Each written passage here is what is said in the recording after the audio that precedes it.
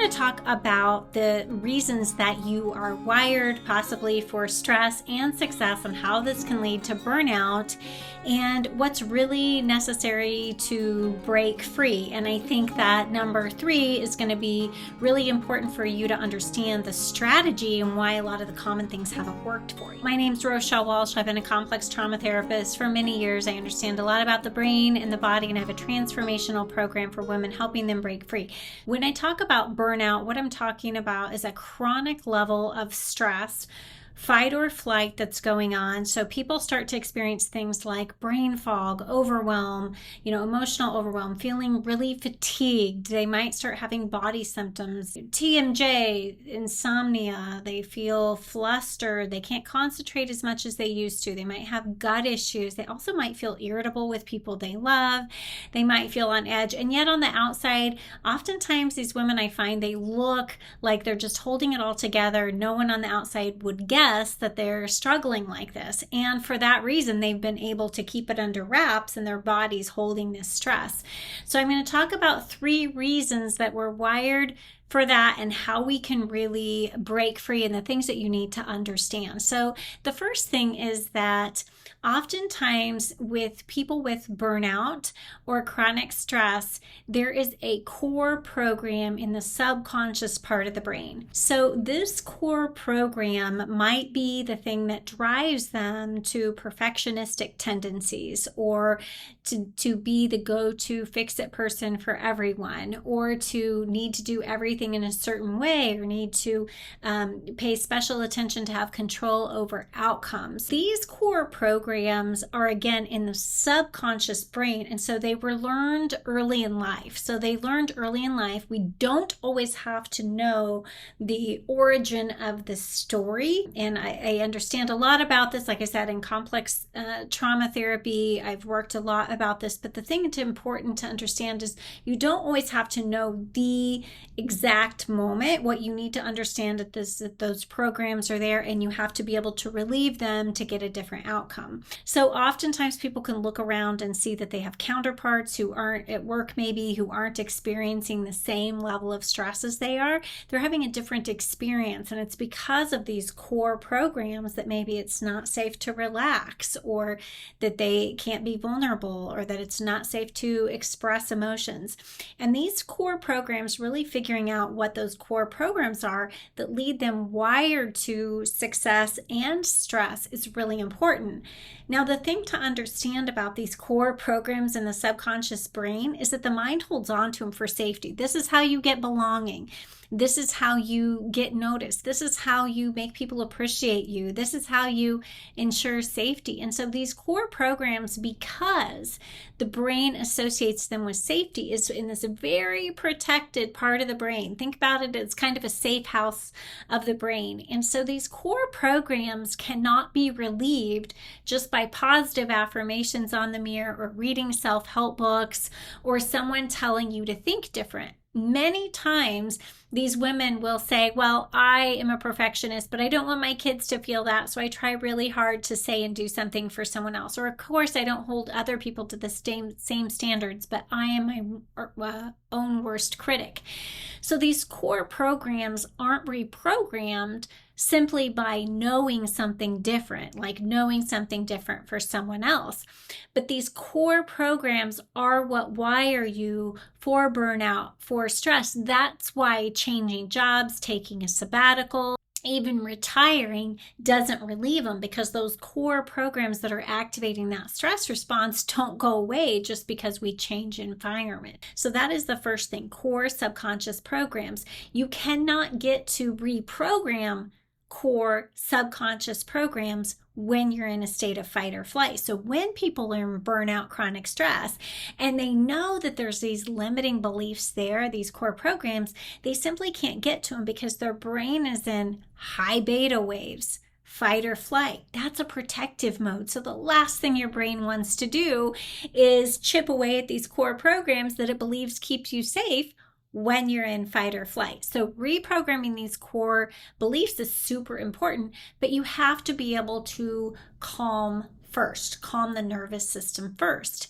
And that isn't going, you can't outthink that, you can't out-reason it. It's not a lack of faith. This is a physiological thing when your brain is in a state of chronic fight or flight, which goes to the second way that you're wired for stress, is that it becomes a habit. Burnout, chronic stress becomes very habituated in the nervous system. So your nervous system has fired these pathways again and again and again. Thoughts, emotions, responses, behavioral responses. And there's a chemical cocktail to this. So if someone is stuck in burnout, high performance mode, it's not just a matter of their thoughts, but it's this familiar chemical reaction that happens in their brain. So people will say, I wake up, I have a racing mind, I can't shut it off.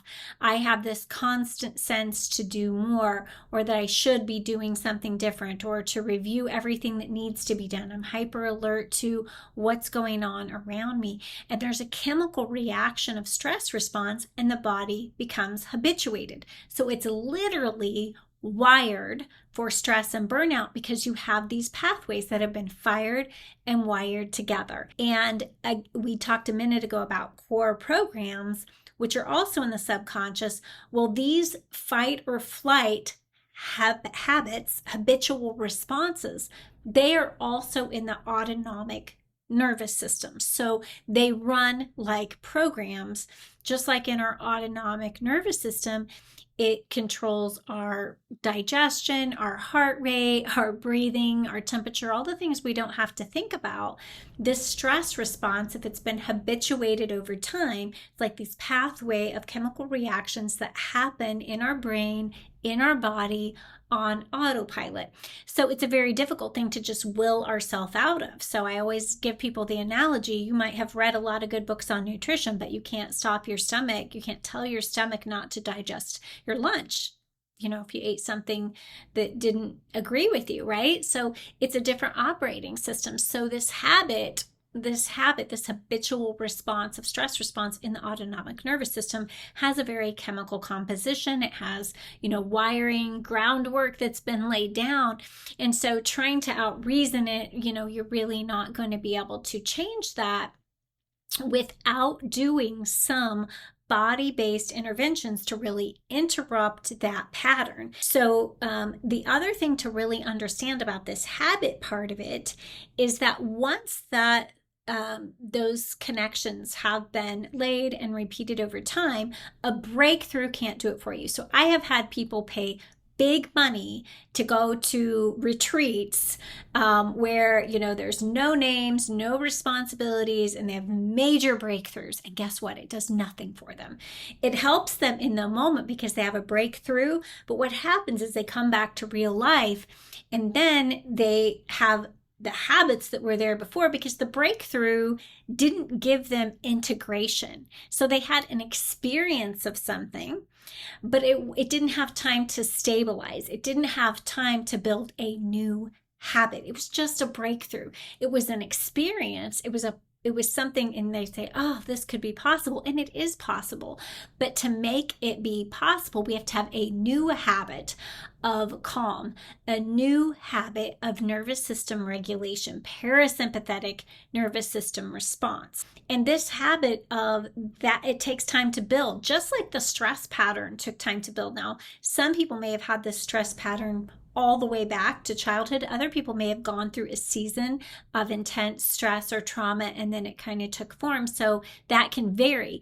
Either way, regardless of how it got that way, you really need to, these new pathways of calm, you either need to, be reinforced ones if you had them there before, and now since the trauma, you haven't had them, or maybe they've never been there. Oftentimes there's programs that have been there. People have had high functioning anxiety for far longer than they think. And even though it's costing them in their body now, they can look back and say, well, I've always been a high performer. I always used to get stomach aches the night before a test and was very driven. And so it goes way back. It just is now taken a toll. So anyway, you have to build a habit of nervous system regulation. And the good news is once you've built these strategies, and there's a number number of strategies, and it's just really about doing the right things in the right order and doing them consistently. So you can take many, many different strategies, vagus nerve activation and mindfulness and meditation and, breath work and body work, somatic healing. You can take all those things. Basically, it's about building those pathways of calm and building the habit of being calm in your nervous system. And now the third thing is that you really need to have a strategy for reinforcement. So once you build these new habits, a system to support that. So that's where we look at the outward expression, because anything that we achieve, just like anybody who's maybe had poor eating habits, and maybe they've struggled with weight and now they lose a lot of weight and they have new habits, those old pathways are still there. So they need lifestyle support to be able to continue that. So we look a lot about how is the life organized to be able to reinforce those new pathways and keep those there so that over time just becomes the new norm. And that's how we really change the wiring. And so it's not just about a simple thing you do one time.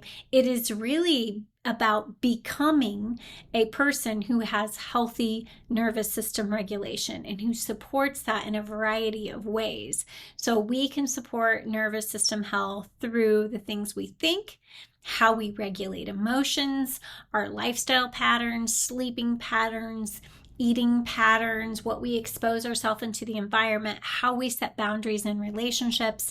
There's many ways to reinforce those new habits that we have of being calm. And that's how people really make a life transformation and become someone who you can still be wired for success. You can still achieve at a high level, but be healthy doing it, and also be able to enjoy life and be present in your relationship and have it be someone who also can laugh naturally and relax naturally. And, success doesn't have to suffer because you become a person who takes good care of your nervous system regulation. In fact, most people find that as their mind gets out of that survival mode, that their creativity comes back online, that possibilities begin to open, their mind is able to think in a different way, and they're just able to connect a lot deeper with their God-given purpose and be able to